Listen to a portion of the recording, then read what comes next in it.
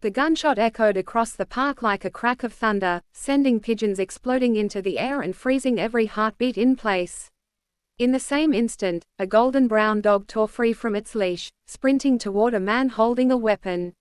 No one had seen it coming, least of all the powerful CEO who had just mocked the quiet stranger walking that very dog.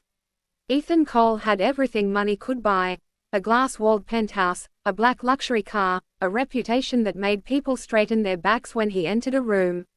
As the CEO of a tech empire, he was used to commanding attention and getting results. That morning, he decided to take a walk through Riverside Park to clear his head before a high-stakes board meeting.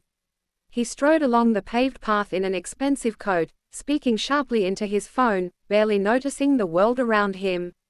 Then he saw them, a man in worn sneakers and a faded jacket, walking an old-looking dog on a simple leash. The dog's fur was patchy in places, its movements calm and unhurried. The man, perhaps in his late 30s, kept his eyes on the path, his posture modest and reserved. Ethan scoffed under his breath and muttered into his phone, "Unbelievable.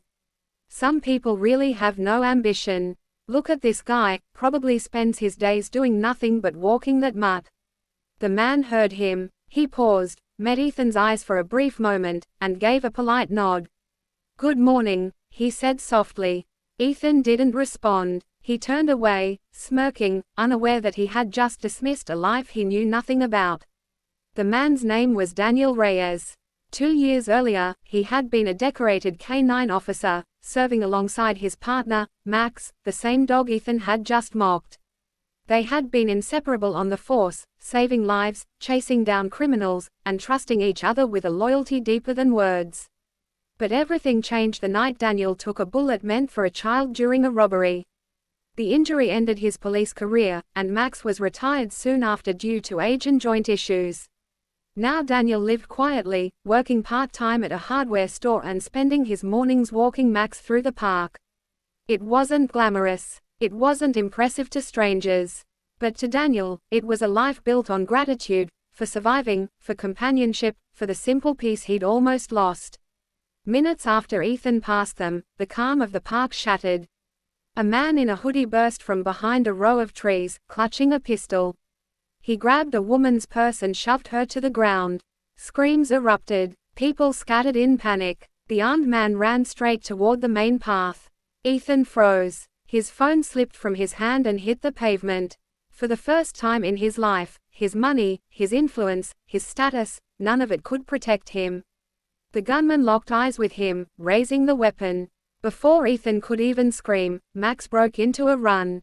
The old dog moved with a speed that defied his age, muscles remembering what years had trained them to do. Daniel shouted his name, fear ripping through his chest, but Max didn't hesitate. He launched himself at the gunman, clamping his jaws onto the man's arm. The gun fired into the air. The criminal screamed, stumbling backward as Max held on, shaking with controlled ferocity. Daniel sprinted forward, tackling the man to the ground. With a strength he didn't know he still had, he pinned the attacker and knocked the gun away. People rushed in, some calling the police, others helping restrain the man until officers arrived. Ethan stood there, trembling. His legs felt like they belonged to someone else. He had been seconds from dying. He watched as Daniel knelt beside Max, cradling the dog's head, whispering praise and reassurance.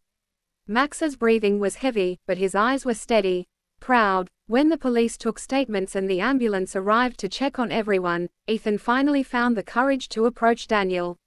I'm the man who mocked you earlier," Ethan said quietly, his voice unrecognizable to himself. "Your dog just saved my life." Daniel looked up, surprised. His eyes were tired but kind. "He's always been a hero," he said. "Long before today." Ethan swallowed. "I judged you. I judged him. I'm sorry." Daniel nodded. "Most people do. It's easier to assume than to understand." In the days that followed, the story went viral. News outlets called Max a miracle dog.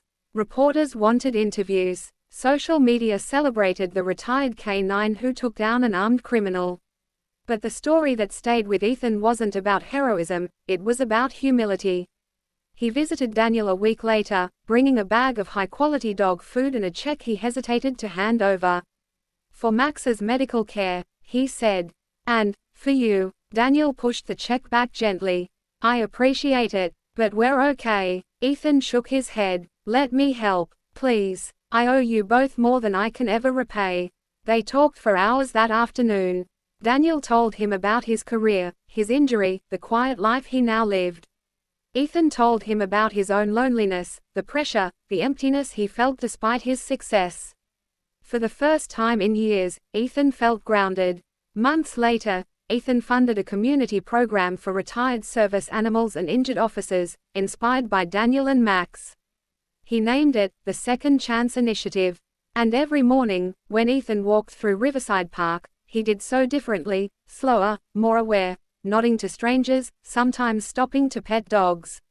Because he had learned a lesson no boardroom ever taught him. Never measure a life by appearances.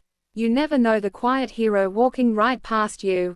And sometimes, the one you mock is the one who will save you when it matters most.